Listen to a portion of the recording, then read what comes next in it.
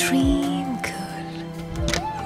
কি রে, ফোনটা ধরতে কি অসুবিধা হয় তোর? কখন থেকে ফোন করছি?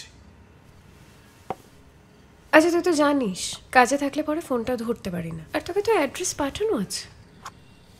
তাজমহলে তো থাকিস না যে লোকে এক বলাতেই চিনবে।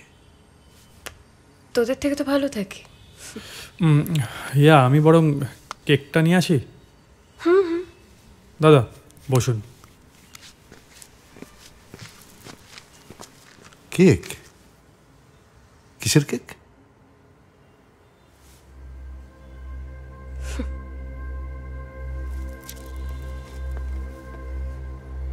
বোনের শুধু বোল্ড ছবিগুলোই মনে রাখলি তাই না? আর জন্মদিনটা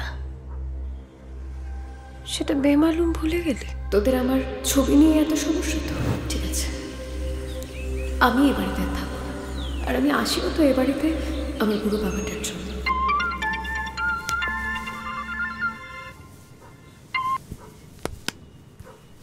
ধরে নে ফোনটা। না ঠিক আছে।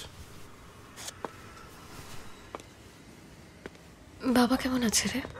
যেরকম থাকে। জাগিয়ে কি বলবি বল। একটু ওয়েট করে যা, সময় এলেই সবটা জানতে পারবি। এই তোর বাথরুমটা কোন দিকে রে? বেরিয়ে টান থেকে। আমি একটু বাথরুম থেকে আসছি।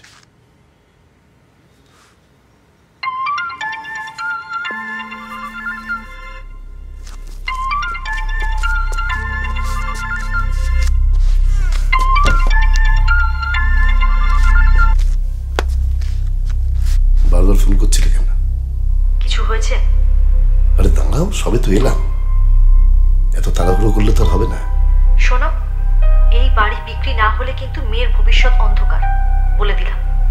যা করার তাড়াতাড়ি করো। আরে বাবা, আমি